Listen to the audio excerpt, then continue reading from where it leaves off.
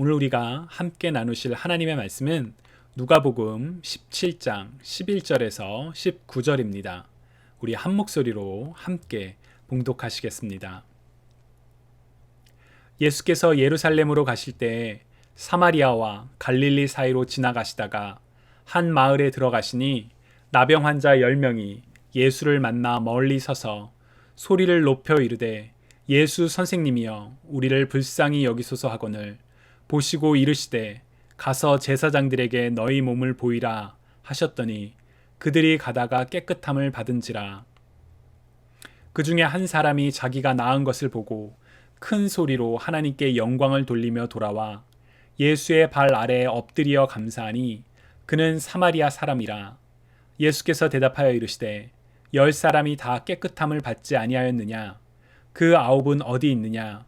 이 이방인 외에는 하나님께 영광을 돌리러 온 자가 없느냐 하시고 그에게 이르시되 일어나 가라 내 믿음이 너를 구원하였느니라 하시더라. 주님의 말씀입니다. 하나님 감사합니다. 제가 목요일 새벽에 여러분들과 나누고 있는 본문들은 교육부에서 사용하고 있는 가스펠 프로젝트에서 사용하고 있는 본문입니다. 가스펠 프로젝트는 모든 성경이 예수 그리스도를 가리킨다는 것을 주제로 하여 구약과 신약 어떤 본문이라 할지라도 복음, 곧 예수 그리스도를 생각하게 하는 참 좋은 교재입니다. 교육부에서 가스펠 프로젝트를 사용하기 시작한 지 1년 정도 지났는데 그동안 저도 개인적으로 참 많이 배우고 있습니다. 이번 주부터 앞으로 4주간 Jesus the Healer, 치유자이신 예수님이라는 주제로 공부를 하게 됩니다. 그래서 앞으로 4주간 여러분들과 예수 그리스도께서 병을 고치셨던 내용들을 함께 나누게 될 것 같습니다. 오늘은 그 첫 번째로 누가복음 17장에 예수님께서 10명의 나병 환자를 고치셨던 내용에 대해서 함께 말씀을 나누려고 합니다. 아마 여러분들에게도 참 익숙한 그런 본문이라고 생각을 합니다. 그런데 만약에 이 내용을 누군가에게 설명을 한다면 여러분들께서는 여러분의 말로 어떻게 설명을 하시겠습니까? 제가 예전에 공부를 할 때 지도 교수님 중에 한 분이 저에게 자주 시키셨던 일이, 그리고 제게는 참 이렇게 어려웠던 곤욕스러웠던 일 중에 하나가 너의 언어로 말해봐라, 패러프레이즈 해봐라 라는 것이었습니다. 과제로 나온 논문을 읽었고 무슨 내용인지도 아는데 적혀있는 내용 그대로가 아니라 너의 언어로 말해봐라 라고 하면 정작 말이 나오지 않을 때가 많이 있었습니다. 내용을 충분히 이해한 경우에는 쉽게 말할 수가 있었는데 내용을 읽었지만 안다고 생각했지만 제가 충분히 이해하지 못한 경우에는 그 말들이 입에서 떨어지지가 않더라고요. 그래서 저 자신이 곤욕스럽긴 했지만 저도 이 방법을 누군가에게 가르칠 때 종종 쓰곤 합니다. 너의 언어로 말해봐라, 패러프레이즈 해봐라 라는 질문을 할 때가 있지요. 오늘 본문은 9절에 불과한 아주 짧은 본문입니다. 여러분들은 이 내용을 어떻게 여러분의 언어로 설명하시겠습니까? 저도 설교를 준비하면서 이 본문과 씨름하면서 한번 생각을 해봤습니다. 저의 언어로 오늘 본문을 이제 읽고 난 뒤에 말해봐라 라고 하면 예수님께서 길을 가실 때 10명의 나병 환자들이 예수님께 와서 고쳐달라고 했습니다. 예수님께서는 제사장에게 가라고 하셨고 이들이 가던 길에 병이 나았지요. 그 중에 한 명 사마리아 사람만 예수님께 돌아와 감사하다고 했습니다. 예수님께서는 오지 않은 9명을 탓하셨고 온 사람을 칭찬하셨습니다. 라고 저는 이렇게 말을 할 수 있을 것 같습니다. 혹시 여러분들께서 생각하신 내용과 비슷한가요? 혹은 어떻게 다르신가요? 예수님께서 병을 고치셨던 성경의 내용을 제 언어로 이제 성경 본문을 보지 않고 말할 수 있다는 것은 제가 이 내용을 알고 있다는 점에서는 참 이렇게 좋은 일 같습니다. 그러나 제가 좀 전에 말했던 그 내용과 본문과 비교해 보면서 오늘 본문을 바라보는 저의 관점에 대해서 생각하게 되었습니다. 어쩌면 저는 오늘 본문을 읽으면서 예수님께서 병을 고치셨던 그 일보다는 병 고침을 받고 돌아와 감사를 전한 한 명에 대한 이야기와 또 돌아오지 않았던 감사하지 않았던 9명에 대한 질책에 대해서 관심을 더 갖고 있었던 것은 아닌가라는 생각이 들었습니다. 즉 예수님께서 나병 환자를 고치셨던 일보다도 다른 일, 그 이후에 일어났던 인간들의 행동에 대해서 더 관심을 갖고 있었던 것은 아닐까라는 그런 생각 말이죠. 사실 설교를 준비하면서 설교를 이제 이 본문과 씨름하면서 제 머릿속에 계속 맴돌고 있었던 단어는 감사였습니다. 병고침을 받아서 감사했던 이해 내용을 중심으로 감사를 주제로 어떻게 우리가 삶에서 감사할 수 있을까? 그런 이야기를 할 수 있을까? 그런 생각이 제 머릿속에 참 많았습니다. 어쩌면 하나님의 말씀인 성경을 통해 하나님을 아는 것보다도 그 말씀을 어떻게 내 삶에 적용하고 그래서 내가 어떻게 더 잘 살아갈 수 있을지에 대한 어떻게 웰빙할 수 있을지에 대한 나의 행위에 대해서 나도 모르게 더 초점을 맞추고 있었던 것은 아닐까라는 생각도 들었습니다. 물론 우리가 성경을 통해서 성경을 읽음으로 인생을 어떻게 살아갈지에 대해서 깨닫고 또 그러한 삶을 살아가는 것은 참 중요합니다. 나쁘다라고 할 수 없지요. 그러나 우리가 성경을 읽는 목적이 나의 웰빙이라면 그것은 문제가 있는 것입니다. 우리가 성경을 읽는 가장 중요한 목적은 내가 어떻게 잘 살 것이 아니라 말씀을 통해서 말씀하시는 하나님을 만나기 위해서죠. 그 어떤 다른 목적도 하나님을 아는 것보다 하나님을 만나는 것보다 더 중요할 수는 없습니다. 왜냐하면 하나님께서 우리와 맺기 원하시는 바로 관계이기 때문입니다. 그리고 오늘 본문은 그 관계에 대해서 생각하게 하는 본문입니다. 먼저 제가 아까 좀 전에 패러프레이즈를 하면서 놓쳤던 오늘 본문의 중요한 컨텍스트 몇 가지를 함께 살펴보면 좋겠습니다. 11절입니다. 우리 한번 같이 읽어볼까요? 예수께서 예루살렘으로 가실 때에 사마리아와 갈릴리 사이로 지나가시다가 라고 기록되어 있죠. 예수님께서는 공생의 기간 동안 여러 차례 예루살렘을 왔다 가셨습니다. 이번에도 예루살렘을 향하여 가시는 여정이었죠. 사마리아와 갈릴리 사이로 지나갔다라고 성경이 이야기합니다. 여러분 무슨 뜻일까요? 사마리아와 갈릴리 사이로 지나갔다. 여기서 지나가다로 번역된 그리스어 디에르초마이는 go through, pass through로 보통 번역되는 단어입니다. 즉 예수님께서 갈릴리에서 예루살렘으로 가시는 여정에 갈릴리와 사마리아의 경계선을 넘어서 다시 말하면 사마리아를 통하여 가고 계셨다라는 그런 내용입니다. 우리가 지난주에 나누었던 것처럼 유대인들이 사마리아인들이 살고 있는 지역을 지나가는 것은 그 당시에 매우 드문 일에 속했습니다. 그러나 예수님께서는 의도적으로 사마리아 지역을 방문하셨고 그로 인해 예수 그리스도에 관한 복된 소식이 바로 복음이 유대인은 물론 사마리아인들에게도 전해질 수가 있었죠. 그래서 예수님께서 사마리아 지역을 지나가셨다는 것은 우리가 놓쳐서는 안 되는 중요한 컨텍스트 중에 하나입니다. 또 이어지는 12절과 13절을 보시면 한 마을에 들어가셨을 때 나병 환자 10명이 예수를 만나 멀리 서서 소리를 높여 이르되 예수 선생님이여 우리를 불쌍히 여기소서 라고 외쳤다고 합니다. 유대 문화에서 나병 환자는 부정한 질병이었기 때문에 이들은 사람들에게 특별히 예수님에게 가까이 다가가지 못하고 멀리서 외쳤습니다. 우리를 불쌍히 여기소서 라고 외쳤지요. 마치 이 모습은 우리가 얼마 전에 나누었던 마가복음 1장에서 예수님께서 나병 환자를 고치셨던 바로 그 모습을 떠올리게 합니다. 우리 마가복음 1장 40절에서 42절을 한번 같이 읽어볼까요? 한 나병 환자가 예수께 와서 꿇어 엎드려 간구하여 이르되 원하시면 저를 깨끗하게 하실 수 있나이다. 예수께서 불쌍히 여기사 손을 내밀어 그에게 대시며 이르시되 내가 원하노니 깨끗함을 받으라 하시니 곧 나병이 그 사람에게서 떠나가고 깨끗하여진지라. 아멘. 마가복음에서 나병 환자는 원하시면 저를 깨끗하게 하실 수 있습니다 라고 말했죠.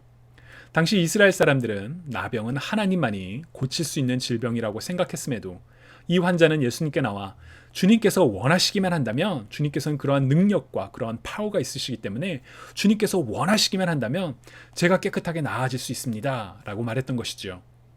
그러자 예수님께서는 성경은 예수님께서 이 나병 환자를 불쌍히 여기시며 이 환자를 치유해 주셨다라고 기록하고 있습니다. 성경은 예수님께 나온 병자들과 많은 사람들을 예수님께서 불쌍히 여기셨다라고 여러 차례 증거하고 있으며, 무엇보다 성경은 우리를 향한 하나님의 변하지 않는 긍휼과 자비가, 우리를 불쌍히 여기시는 하나님의 그 사랑이 태초부터 변하지 않았음을 분명하게 증거합니다.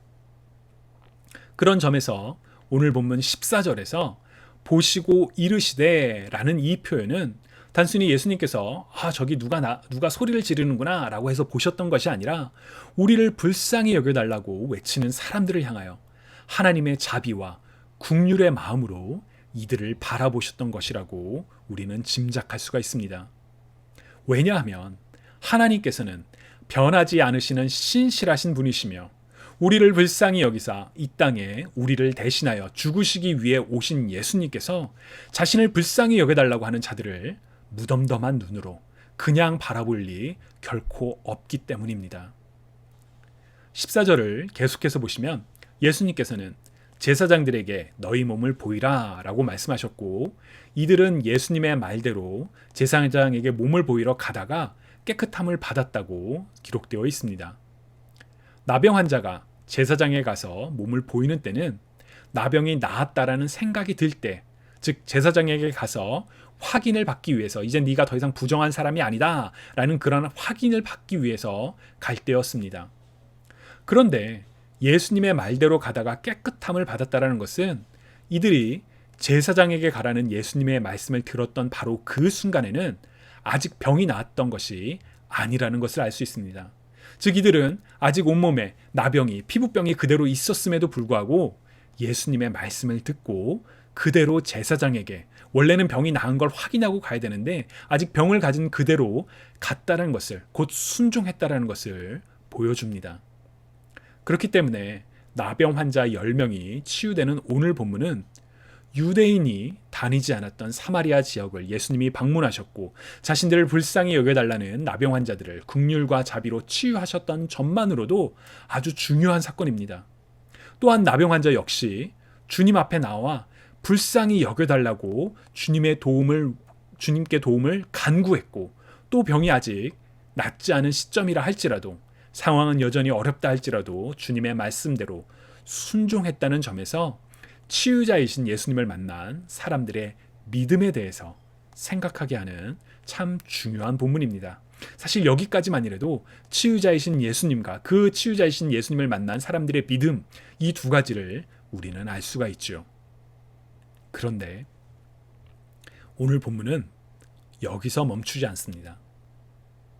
보통 예수님께서 병을 고치셨던 성경의 여러 기록들을 보면 예수님과의 만남을 통해 병 고침을 받는 것으로 끝나거나, 누가 나았다 이렇게 끝나거나, 아니면 병 고침에 대해서 다른 사람들의 반응, 사람들이 놀랐더라 라는 그런 내용, 아니면 왜 안식일에 병을 고치느냐와 같이 트집 잡는 일들로 이어지곤 합니다. 그런데 오늘 본문은 다른 치유 사건들과 달리 병 고침을 받은 사람들이 다시 주님께 돌아오는 내용이 기록되어 있습니다. 15절과 16절을 보시면 그 중에 한 사람이 자기가 나은 것을 보고 큰 소리로 하나님께 영광을 돌리며 돌아와 예수의 발 아래에 엎드려 감사하니 그는 사마리아 사람이라 라고 기록되어 있지요. 정황상 이 사람은 아직 제사장을 만나지 않았던 것으로 보입니다. 예수님의 말씀을 따라 제사장에게 몸을 보이러 가다가 몸이 나았고, 몸이 나은 것을 보고 예수님께 돌아왔기 때문입니다. 몸이 나은 것을 깨달았을 때, 하나님께서 자신을 고통에서 해방하셨음을 깨달았을 때 그 즉시 바로 그 자리에서 하나님을 찬양하며 길을 돌이켜 예수님께 나와 감사를 드렸던 것이지요. 그러자 예수님께서는 17절부터 19절에 기록된 것처럼 10사람이 다 깨끗함을 받지 않았느냐? 그 9은 어디에 있느냐? 이 이방인 외에는 하나님께 영광을 돌리러 온 자가 없느냐? 라고 말씀하셨고, 그 돌아온 이에게, 병이 나은 이에게 일어나 가라, 내 믿음이 너를 구원하였느니라 라고 말씀하셨습니다. 저는 처음에 이 본문을 제 언어로 이야기할 때, 제가 패러프레이즈 할 때, 돌아와 하나님을 찬양하며 감사했던 이는 칭찬을 받았고 돌아오지 않은 9은 질책을 받았다라고 이야기를 했었죠. 이방인 외에는 하나님께 영광을 돌리러 돌아온 자가 없느냐라는 표현으로 인해서 9명을 탓하신다라고 생각을 했습니다. 그러나 본문을 되새기면 되새길수록 단순히 칭찬과 질책이라는 잣대로 나눌 수 없는 것이 아닐까라는 생각이 들기 시작했습니다. 왜냐하면 이 돌아오지 않은 9명도 비록 그들이 예수님께 돌아오지는 않았지만 예수님의 자비와 긍휼로 인해 병 고침을 받았기 때문입니다. 더욱이 이들은 예수님의 말씀을 따라 제사장들에게 몸을 보이기 위해서 가던 중이었었죠. 관점에 따라서는 예수님의 말씀대로 제사장에게 몸을 보이기 전에 돌아와서 예수님께 감사를 했던, 하나님을 찬양했던 사마리아인에게 오히려 아니 왜 끝까지 가지 않았어? 라고 의문을 제기할 수도 있는 그런 상황입니다. 물론 예수님께서는 왜 돌아왔느냐 라고 말씀하시지 않았고 하나님께 영광을 돌리며 돌아와 엎드려 감사를 했던 이에게 가라, 내 믿음이 너를 구원하였느니라 라고 말씀해 주셨지요. 나병 환자가 들을 수 있는 그 어떤 말보다도 위로와 힘이 되는 말씀이었습니다. 너의 믿음이 너를 구원하였다라는 그 표현은 단순히 육체적인 회복뿐만 아니라 영적으로도 완전한 회복을 선포하시는 그런 메시지와도 같았지요. 그렇다면 왜 오늘 본문은 병고침 이후의 이야기, 특히나 감사에 대한 내용이 이어질까요? 오늘 본문을 통해 하나님께서는 우리에게 무엇을 말씀하시고자 하는 것일까요? 우리는 오늘 본문을 통해 어떠한 하나님을 발견할 수가 있을까요? 가장 중요한 첫 번째는 하나님께서는 우리를 치유하시는 분이라는 사실입니다. 유대인들이 방문하지 않았던 버려진 땅, 사마리아 지역을 의도적으로 방문하셨던 예수님, 불쌍히 여겨달라고 외치는 나병 환자들을 불쌍히 여기사 그들을 치유하셨던 예수님의 모습을 우리는 발견할 수 있죠. 비록 우리의 시선이 예수님의 치유 뒤에 이어지는 돌아온 나병 환자와 예수님의 대화에 더 집중하게 되는 경향이 있을 수도 있지만 그 전에 우리가 분명히 알아야 하는 점은 바로 예수님께서 나병 환자들을 불쌍히 여기셨고 치유하셨다라는 사실입니다. 주님이 사랑하시는 여러분, 하나님께서는 우리를 불쌍히 여기시는 하나님이시며 우리를 불쌍히 여기실 뿐만 아니라 우리의 삶의 문제에, 우리의 고통 가운데 응답하시며 하나님의 뜻으로 우리를 인도하시는 분이시라는 것을 기억하시기 바랍니다. 아니, 우리의 치유자 되신 예수님을 우리의 삶 속에서 만나시기 바랍니다. 예수님께서는 우리의 죄와 죽음을 치유하시기 위해서 하나님과 우리 사이에 깨어진 관계를 회복시키기 위하여 이 땅에 오셨고 십자가와 부활을 통해 완전한 관계로 우리를 회복시키셨습니다. 우리의 치유자 대신 하나님을 만나 하나님과 동행하는 저와 여러분이 되시기를 주님의 이름으로 축원합니다. 두 번째로 하나님께서 우리의 감사를 기뻐하신다라는 사실을 우리는 오늘 본문을 통해 발견할 수가 있습니다. 주님께서 나병 환자들의 질병을 치유하신 것은 이들로부터 감사의 말을 듣기 위해서가 아니었습니다. 이들을 불쌍히 여기셨기 때문이었죠.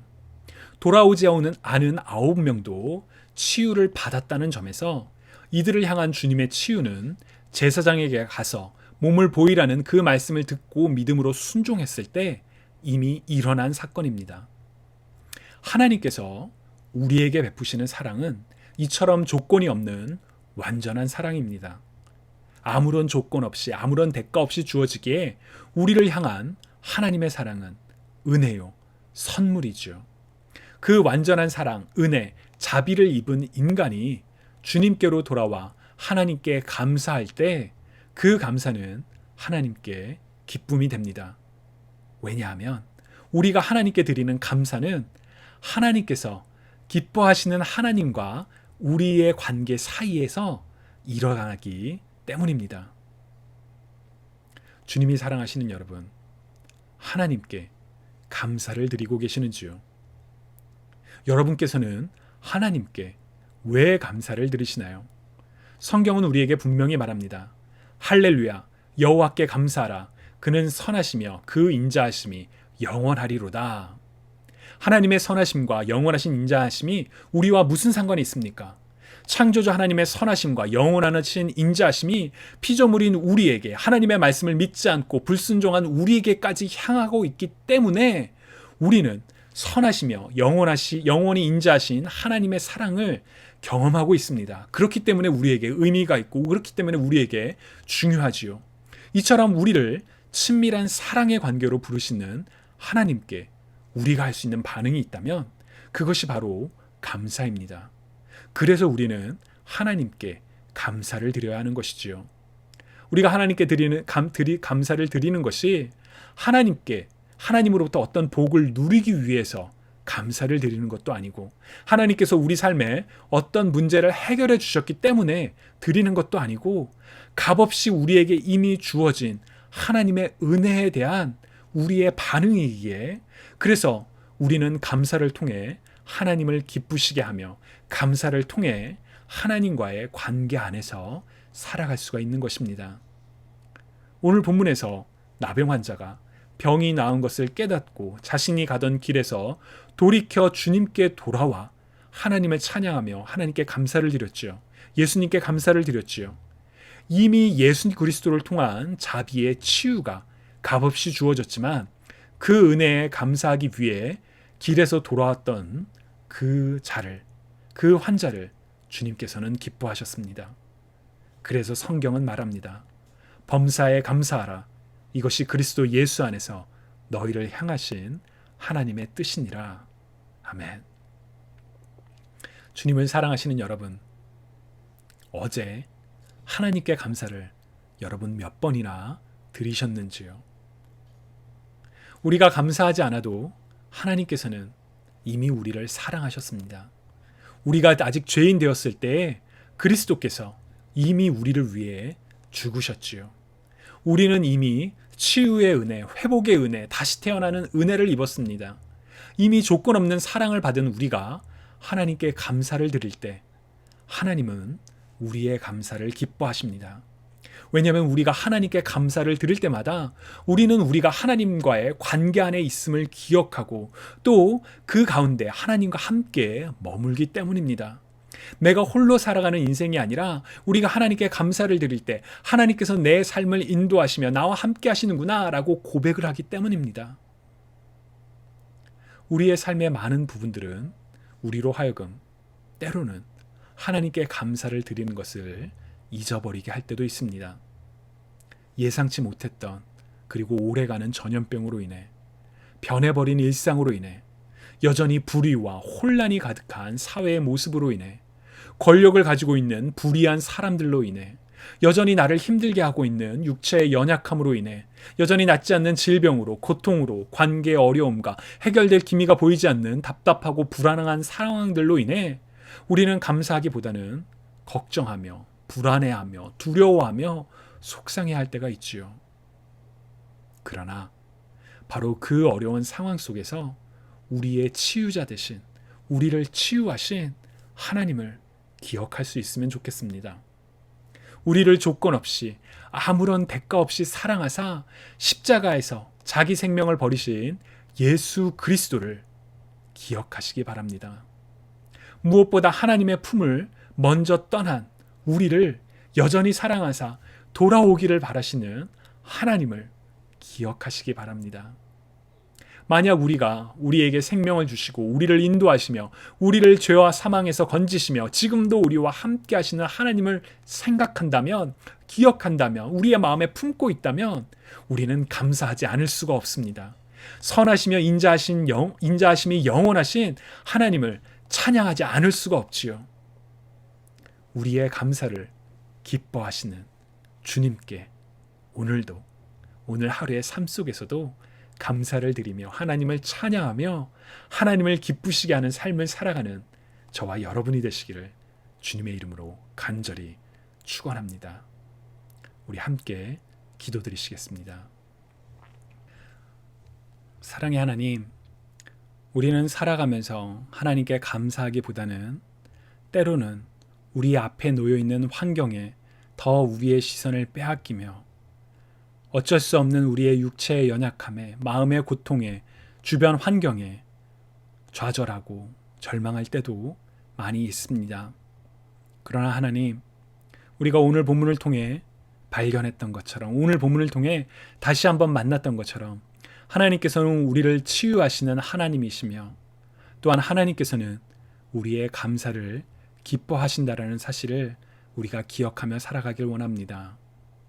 주님께서는 이미 우리를 치유하셨으며 주님께서는 우리를 이미 죄와 사망에서 완전히 자유하게 하셨으며 우리를 이미 하나님의 자녀로 세워주셨습니다.